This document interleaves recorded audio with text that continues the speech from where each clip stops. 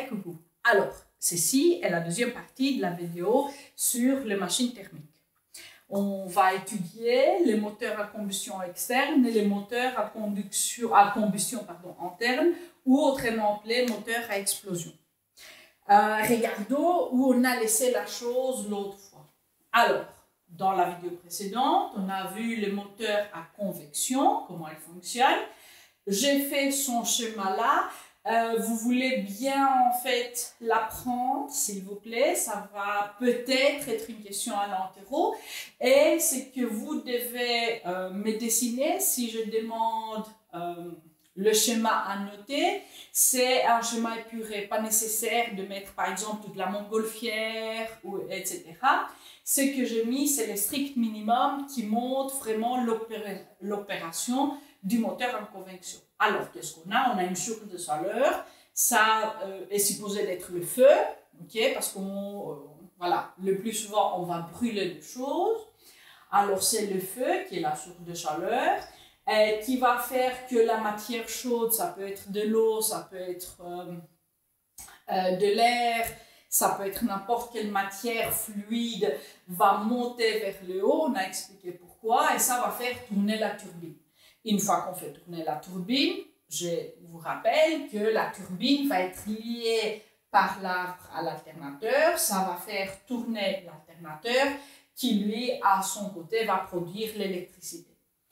Alors, ça c'est pour la machine à convection. On a aussi vu la machine à vapeur. Qu'est-ce qu'on a? On a un bouilloire, vous pouvez faire, pas nécessaire de faire de schéma compliqué. Où on a de l'eau, on a une source de chaleur qui va donner de nouveau le feu, qui va donner la chaleur à l'eau, qui va chauffer, va s'évaporer, va créer de la vapeur, et la vapeur qui va sortir va monter vers le haut, tournant la turbine, qui va tourner l'alternateur, et le reste, vous savez. Alors, si je vous demande les moteurs à convection, vous faites ceci pour schéma, simplifié. Si vous voulez faire quelque chose de plus artistique, vous devez quand même expliquer les trucs que vous mettez. Et pour la machine à vapeur, c'est ceci. Je vais effacer parce que je vais laisser la place pour les deux autres moteurs qu'on va voir maintenant. Le moteur à combustion externe et interne. Les deux sont très similaires, mais comme vous imaginez, pour l'un, la combustion, ça veut dire quand on brûle les carburants, ça va se faire à l'extérieur de la machine, et pour l'autre, ça va se faire à l'intérieur. Alors, on commence pour premier, les moteurs à combustion interne.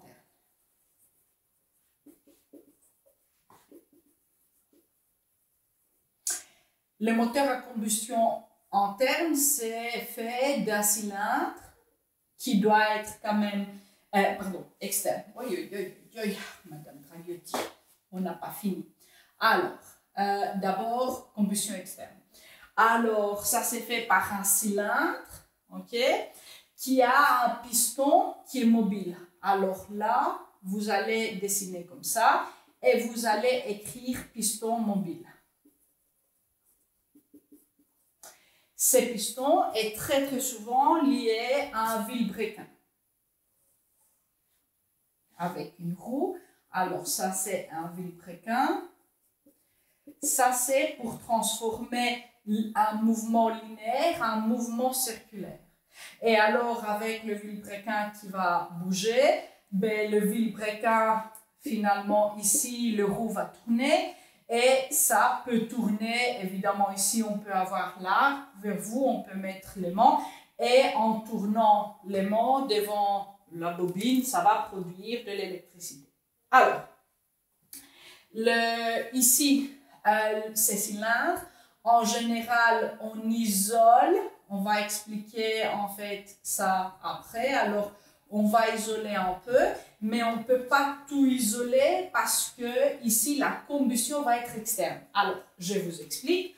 On a ce cylindre qui est en général métallique, alors ça va être en métal. Pourquoi ça doit être en métal? Parce qu'ici, on doit permettre la chaleur de passer. ici, on va allumer le feu, ça c'est le feu, la combustion. Qu'est-ce qu'on va brûler? Ben, du charbon, du bois, du gaz, des fossiles à volonté. On peut même brûler des déchets. Mais bon, bref, on a ici notre source de chaleur. On va allumer quelque chose. Alors, on chauffe ici. Ici, dans ces tubes, ben, on va avoir de l'air. Qu'est-ce qui se passe dans l'air quand nous, on donne de la chaleur? Ben, l'air va se chauffer. Alors, la température de l'air va se chauffer, va monter. Avec la température qui monte, les molécules vont commencer à bouger beaucoup plus et les molécules vont se cogner plus vite et plus fort avec l'une l'autre et contre aussi les parois. Ça va faire que finalement, la pression qui commence tout juste commence à augmenter, va faire que le gaz va se dilater et va pousser les pistons. Et ça, je n'avais pas écrit, ça vous devez aussi noter. Si je vous demande ça en interro, alors ça c'est un piston mobile. Ça c'est l'isolation aussi. Alors, on a un piston mobile, on a une température qui augmente et avec la température qui monte, ce qui se passe, c'est que finalement, on va pousser ces pistons. Les pistons bougeants vont mettre en mouvement le vilebrequin qui va faire le reste. Maintenant, qu'est-ce qui se passe avec ce gaz qui est chaud? En général, on a un trou quelque part ici. Alors, quand le piston va sortir un peu plus loin que ce trou, ce gaz qui est là, qui est chaud, ben, va s'échapper vers l'environnement. Et la plus grande la différence entre la température à l'intérieur, qui est la température chaude, on peut dire, et la température de l'environnement, oui, tout dehors, qu'on peut l'appeler la température froide, alors ça c'est l'environnement, le plus finalement cette machine va donner. Maintenant, vous imaginez que comme on a la chauffe de chaleur à l'extérieur, ça va chauffer pas seulement ici notre cylindre, mais ça va chauffer l'environnement aussi, ce qui fera que ces moteurs qui étaient vraiment beaucoup utilisés autrefois, maintenant on l'utilise quasi plus. C'est seulement fait dans quelques musées pour montrer à ces moteurs, mais ça avait un rendement qui allait au mieux jusqu'à 10% et même, voilà, je pourrais dire 12, etc., 13, mais pas vraiment beaucoup plus. C'était une machine qui nous faisait perdre finalement beaucoup d'énergie, mais dans des endroits, par exemple, en fait, dans la ville voilà, de Charleroi, où il y avait beaucoup de charbon et les charbons étaient bon marché, on pouvait faire fonctionner facilement en fait des machines, ce qui fait que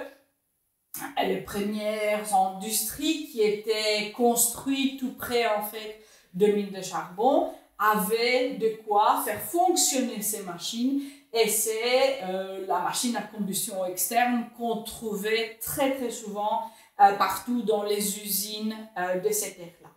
Maintenant, on a une autre version maintenant qu'on utilise toujours, le moteur à combustion interne, qui va être beaucoup meilleur si vous voulez que ça, et qu'on utilise tous les jours. Alors, je vous laisse 2 secondes copier le schéma. Vous pouvez faire arrêt sur image si vous voulez, et moi je vais effacer pour commencer à expliquer le moteur à combustion interne.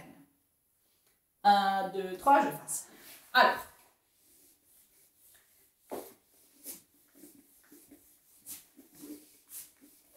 Alors, les moteurs à combustion interne, comme aussi les moteurs à vapeur, on les voit partout, vraiment. Aujourd'hui, de nos jours, c'est un moteur qui a été inventé il y a très longtemps, mais qui fait toujours tout le moteur de voiture ou de véhicule en général qu'on appelle thermique. Pourquoi on l'appelle thermique? Parce que le moteur à combustion interne, c'est finalement une machine thermique. Ça, en opposition de tout ce qui est voilà, beaucoup plus moderne, qui sont les voitures, le vélo, les motos, etc., qui vont fonctionner à l'électricité avec des piles.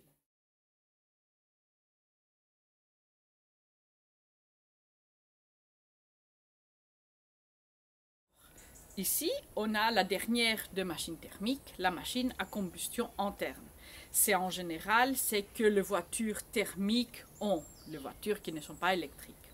Alors, qu'est-ce qui se passe? On a un tube, en général un cylindre, dans lequel on met un peu de carburant.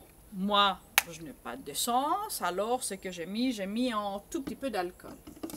Alors, je vais fermer ici le couvercle, je vais faire ainsi que le carburant va partout. Et après, ce qu'on doit faire, c'est exactement en fait ce qui se passe dans le moteur de voiture. On va allumer le feu, pas à l'extérieur, mais à l'intérieur. On va mettre en feu le carburant qui est à l'intérieur. Alors, je fais ça. Vous voyez que j'ai quand même le gant de cuisine. Ça va nous aider parce que ça va devenir très très chaud. Alors, je laisse un peu la machine.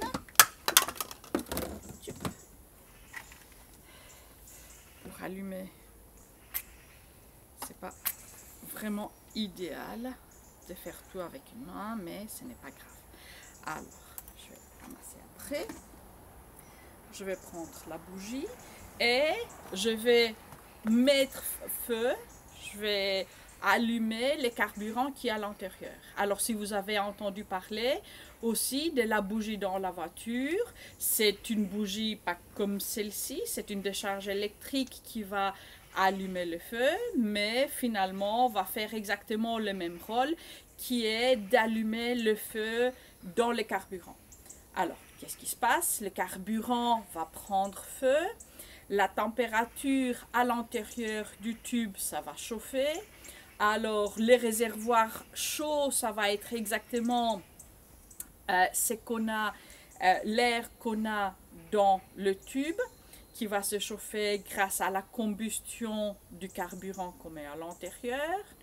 Et la pression va monter avec la température, le gaz va essayer de se dilater et dans cet effort de se dilater, ça, normalement, va pousser le couvercle de ces tubes dans cette version-ci de la machine. Mais dans la voiture, ça va pousser le piston du cylindre et avec le mouvement de ces pistons, ok, vous voyez, voilà, vous voyez très bien, ça c'était chaud. Ça c'était tellement chaud qu'il y avait toujours un peu de feu. Vous avez entendu le bruit que ça a fait et je suppose que vous avez vu le couvercle comme il a volé. Je vais essayer de vous le refaire au ralenti, comme ça vous voyez exactement ce qui s'est passé. Niveau énergétique, notre réservoir chaud qui reste toujours chaud, c'est une chaleur qui doit se dégager maintenant vers l'environnement, a fait que finalement l'air à l'intérieur est assez chaud et la pression à l'intérieur du tube soit élevée pour pousser le couvercle. La chaleur qu'on a donnée, ça va devenir utile, c'est l'énergie cinétique qu'on a donnée au couvercle qui est partie, mais en même temps, il nous reste quand même pas mal de chaleur parce que le tube est toujours chaud. Pas aussi chaud que dans son plus chaud où j'avais besoin du gant, mais quand même c'est bien pour réchauffer le main dans un jour qu'il fait froid en Belgique. Alors, je vous dis au revoir d'ici et on va retourner au tableau pour plus d'explications. Alors, le moteur à combustion interne.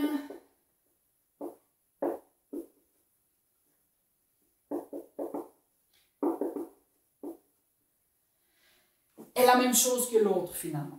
Alors, je vous montre, c'est un cylindre avec un piston mobile.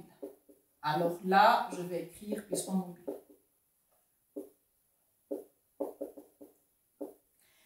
Lui aussi aura un trou. Comme ça, quand le piston a bougé plus que autant, ça va laisser sortir le gaz d'échappement.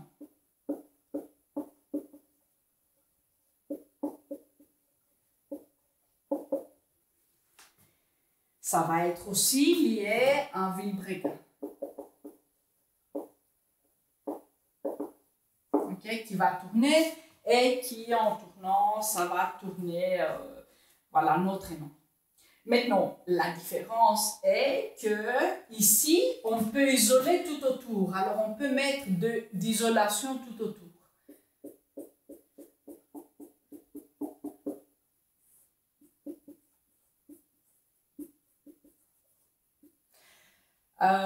Si vous regardez sur le capot de votre voiture, pour votre moteur, il n'y a pas vraiment d'isolation. Pourquoi dans la voiture il n'y a pas d'isolation? On pourrait mettre, mais ça ajoute finalement au poids. Et en final, on ne gagne pas trop dans la voiture avec les explosions, parce que les explosions qui vont se passer, vous verrez de quoi je parle quand je parle d'explosion, dans la voiture sont petites et vraiment tout le temps. Alors on aura plusieurs explosions par seconde. C'est d'ailleurs, si vous avez entendu parler de voitures qui sont V6, V8, ça veut dire quoi? Ça veut dire V6, on a 6 cylindres comme ça, V8, on a 8 cylindres comme ça, et alors l'un va aller après l'autre, l'un va exploser après l'autre. On n'entend pas vraiment toutes les explosions séparément, mais ça c'est la raison pourquoi les véhicules thermiques font beaucoup de bruit. Et le plus on appuie sur l'accélérateur, le plus intenses vont être les explosions, le plus vite voilà, la voiture doit faire une explosion après l'autre, et c'est pour ça qu'on a encore plus de bruit quand on veut rouler plus vite. Alors, jusqu'à là, on n'a pas vraiment eu de différence entre la combustion interne et la combustion externe. La grande différence, c'est que maintenant, le feu, on ne va pas mettre à l'extérieur, on va le mettre à l'intérieur. Comment est-ce qu'on va mettre le feu à l'intérieur? Alors, il y a un petit tuyau ici, je vais dessiner, qui va apporter le combustible.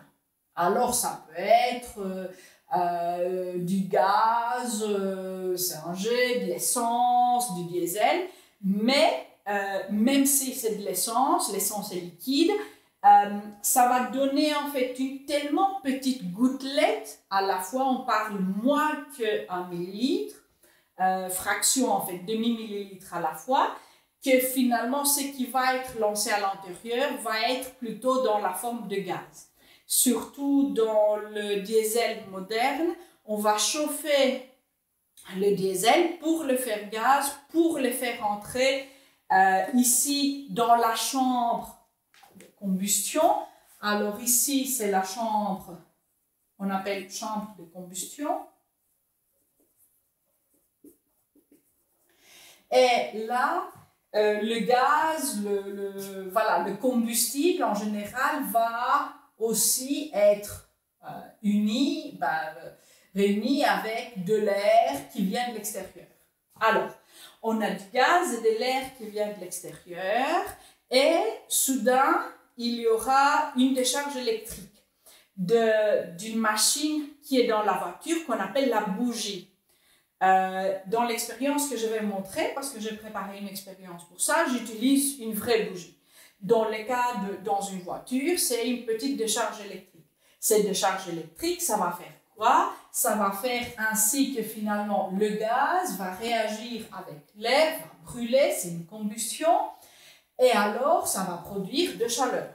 La température, comme avant, va monter, et la température qui va monter va créer une plus grande pression qui va pousser finalement ces pistons mobiles à partir, et alors ça va partir jusqu'à là, ça va ouvrir, le piston va se déplacer à cette place-là, et qu'est-ce qui va se passer avec l'air chaud? il va partir en gaz d'échappement.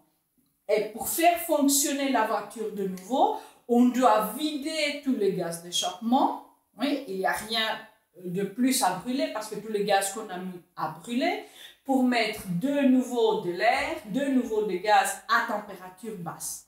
Maintenant, la température, c'est température chaude.